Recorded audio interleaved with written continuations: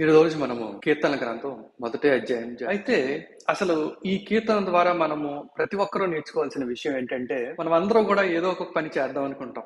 చేసిన ప్రతి పనిలోనూ కూడా మరి మనం పరిపూర్ణంగా ఫలించాలని అందరూ కూడా అనుకుంటాం. అయితే మరి మనం ఎట్లాంటి పనిని ఎంచుకోవాలా, ఎట్లాంటి మార్గాలలో మనం నడవాలా అన్నది దాని గురించి ఇక్కడ మనకి ఈ కీర్తన గ్రంథము స్పష్టంగా మనకి తెలియజేస్తుంది. దుష్టుల ఆలోచన చెప్పున నడువక. మొట్టమొదటిగా మనం ఏంటంటే మన ఆలోచన ఎక్కడి నుంచి వచ్చింది అన్న దాన్ని మనం చాలా జాగ్రత్తగా గమనించాలి. దుష్టుల ఆలోచన చెప్పున నడువక. అయితే మనకి ఎవరన్నా ఆలోచన ఇవ్వచ్చు, మన సహోదరుడు ఆలోచన ఇవ్వచ్చు, లేకపోతే మన స్నేహితుడు ఆలోచన ఇవ్వచ్చు, లేకపోతే మనకి ఎవరో ఒకళ్ళు మనకి ఆలోచన ఇవ్వచ్చు, లేకపోతే మనం ఏ నెట్ లోనో ఏ యూట్యూబ్ లోనో చూసి కూడా మనం ఆలోచనలు తెచ్చుకోవచ్చు. మరి ఆ ఆలోచన ఎక్కడి నుంచి వచ్చింది అన్నది మనకి క్లియర్ ఐడియా ఉండాలి. అది దుష్టుని నుంచి వచ్చిందా, సలహా కానీ లేకపోతే ఐడియా కానీ మనకి ఇచ్చిన వారు దేవుని బిడ్డలా కాదా, వారు దైవ చిత్తానుసారమైన జీవితము జీవించేవారా కాదా, దేవుని ఎడల భయభక్తులు కలిగిన వారు అవునా కాదా అన్నది జాగ్రత్తగా చూసుకొని మనం అప్పుడు ఆ సలహాని మనం అంగీకరించాలి. ఒక్కొక్కసారి మనమే ఎంతసేపు మనం అవతలోళ్ళు దైవభక్తి ఉన్నవారా కావడంతో పాటు మన గురించి కూడా మనం చూసుకోవాల్సిన పరిస్థితి ఉంటుంది. మనకి ఇది దైవ చిత్తానుసారమైన ఆలోచన కాదా అని మనకి కూడా ఆలోచన కలిగి ఉండాలి. మనం ఎంతసేపు బయట వాళ్ళే ఇది రైట్ ఆ రాంగ్ గా వాళ్ళు ఇచ్చేది right people right decision, wrong people అయితే రాంగ్ డెసిషన్ అనుకోకుండా మనము ఎర్రాంటకి వారం అన్నది కూడా మనం జాగ్రత్తగా చూసుకోవాలి. దుష్టుల ఆలోచన చెప్పున నడువక. మన ఆలోచన ఏదన్నా సరే ఎప్పుడు సరిగ్గా ఫలిస్తుందంటే మనము దైవ చిత్తానుసారమైన జీవితం జీవిస్తూ దేవునికి ఇష్టమైన జీవితం జీవించే వారమైతే అప్పుడు అది దుష్టత్వం నుంచి ఏ రకమైన దుష్ట ప్రభావం లేకుండా వచ్చిన ఒక ఆలోచన. అట్లాంటి ఆలోచన మనం తీసుకోవాలి. పాపుల మార్గమున నిలువక. అంటే మనము ఏదైనా చేద్దాం అనుకుంటే ఏ విధంగా చేయాలా అన్నది ప్రతి ఒక్కరికి ఒక ఆలోచన ఉంటుంది. అయితే మరి లోకంలో పాపులను చూసి వారికిలాగా మనం చేయాలా, వారికిలాగా బిజినెస్ చేయాలా, లేకపోతే వారికిలాగా ఉద్యోగం చేయాలా, వారికిలాగా సంపాదన చేయాలా, లేకపోతే వారికిలాగా జీవించాలా మనం ఎప్పుడు కూడా అనుకోకూడదు. అది ఫలమునకు దారి తీయదు. అపహాసకులు కూర్చుండు చోటను కూర్చుండక. అయితే మరి అపహాసకులు అంటే ఎవరంటే మరి దేవుని ఎడల భయభక్తులు లేనివారు. ఇంగ్లీష్ లో దీనికి మాకర్స్ అని ఉంటది. అలాగే కొన్ని వెర్షన్స్ లో ఎలాగుంటది అంటే ఎంటీ హెడెడ్ ఫూల్స్ అని ఉంటది. ఎంటీ హెడెడ్ ఫూల్స్ అన్న మాటను మనం కరెక్ట్ గా తెలుగులో కనుక మనం అనువాదం చేసుకుంటే ఎంటీ హెడెడ్ ఫూల్ అంటే బుర్రలో ఏమీ లేనివాడని. నిజంగా బుర్రలో ఏమీ లేకుండా ఎవరు ఉండరు. కాకపోతే ఏంటంటే ఎంటీ హెడెడ్ ఫూల్ అంటే ఆ పనికొచ్చేది ఏమి కూడా బుర్రలో లేదు. దేవుని భయము, దేవుని వాక్యము, దేవుని నీతి, దేవుని చిత్తము ఇట్లాంటివి ఏవి కూడా లేని వాళ్ళు ఏంటంటే అపహాసకులుగా ఎంచబడతారు. బట్ ఏంటంటే దుష్టులు అంటే దేవుని ఎడల భయభక్తులు లేనివారు, పాపులు అంటే మనందరికీ తెలుసు, అపహాసకులు అంటే వీరు కూడా దేవుని ఎడల భయభక్తులు లేనివాడు, దేవుని చిత్తానుసారమైన జీవితం జీవించే ఆలోచన లేనివారు.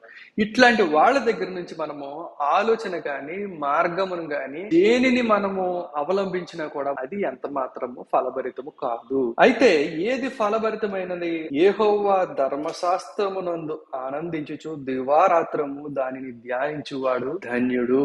యెహోవా ధర్మశాస్త్రమును ధ్యానించాలంట. బైబిల్ చదవడం కాదు, యెహోవా ధర్మశాస్త్రమును ధ్యానించాలి. అంటే అది మన హృదయములో పెట్టుకొని ఆ దాని ద్వారా మనము మన ఆలోచనల్ని మనం పరిశీలించుకునేలాగా ఉండాలి. మన ప్రవర్తనని, మన జీవితములను పరిశీలించుకునేలాగా ఉండాలి. అలాగా పరిశీలన చేసుకొని ప్రార్థన చేసే వారంగా ఉండాలి. అది సరిగ్గా లేకపోతే ప్రభువా మరి నా జీవితమును సరైన మార్గంలో పెట్టు, నా ఆలోచనను సరైన మార్గంలో పెట్టు, ఇదిగో ఈ కార్యం చేద్దాం అనుకుంటున్నాను, ఈ మార్గంలో నడుద్దాం అనుకుంటున్నాను, దీనిని నీ చిత్తానుసారంగా నన్ను నడిపించు, దీనిలో తప్పులుంటే క్షమించు, చెడు మార్గం అయితే తొలగించు, సరైన మార్గంలో నడిపించు అని మనం ఎప్పుడైతే దేవుడికి అప్పచెప్పుకుంటామో, యెహోవా ధర్మశాస్త్రమునందు ఆనందించుచు దివారాత్రములు దానిని ధ్యానించుచు. మనం ధర్మశాస్త్రాన్ని ధ్యానించి దాని యందు ఆనందిస్తున్నాం అంటే ఏంటి అంటే అర్థం దాంతో ఏకీభవిస్తున్నామని. అంటే ధర్మశాస్త్రము సరైనది, దాని యందు మనం ఆనందిస్తున్నాము, దానికిలాగా మనం ఉండాలని ప్రయత్నం చేస్తున్నాము. ఆ ప్రయత్నము మన సొంత ప్రయత్నము, స్వనీతి కాకుండా మనం ఏంటంటే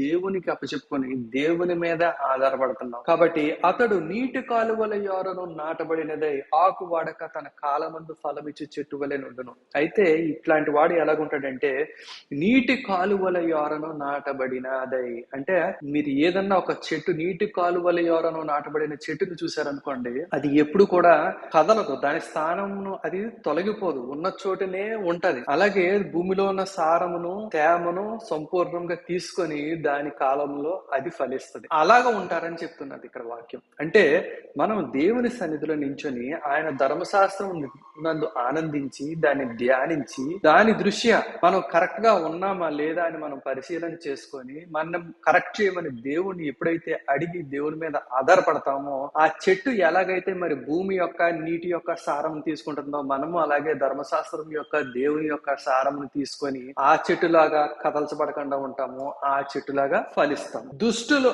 అలాగను ఉండక గాలి చెదరగొట్టు పొట్టు వలెను ఉందురు. దుష్టుడికి అలాగా స్థిరమైన మనస్సు కానీ దేవునికి అప్పగింపు కానీ ఉండదు కాబట్టి మరి వారు తొందరగా తొలగిపోయేవారులాగా. ఈ రోజు ఒక ఆలోచన వస్తుంది, రేపు ఇంకా మంచి ఆలోచన వచ్చింది అనుకుంటారు. ఈ రోజు ఒకటి ప్రయత్నం చేస్తారు, రేపు ఇంకా బాగా ప్రయత్నం చేద్దాం అనుకుంటారు. లేకపోతే ఈ రోజు ఒక మార్గం మంచిదిలా కనబడుతుంది, ఇంకో రోజు ఇంకో మార్గం మంచిదిలా కనబడుతుంది. దేవునికి చిత్తానుసారంగా నడన వాడు ఎవడన్నా చూసి ఇంకా గొప్ప దుర్మార్గమైన మార్గం ఎంచుకునే అవకాశం ఉంటుంది. వీరేంటంటే గాలి చెదరగొట్టు పొట్టు వలె ఉంటారు. కాబట్టి న్యాయ విమర్శలో దుష్టులను, నీతిమంతుల సభలో పాపులను నిలువరు. నీతిమంతుల మార్గము యెహోవాకు తెలియదేమో, దుష్టుల మార్గము నాశనమునకు నడుపును. ఇలాగా దుష్టులు ఏంటంటే ఒకదాని తర్వాత ఒకదాన్ని ఎంచుకుంటూ వాళ్ళకి తోచింది, వాళ్ళకి కనిపించింది, వాళ్ళకి మంచిది అనిపించింది చేసుకుంటూ వెళ్ళి చివరికి ఏమీ లేక నశించిపోతారు.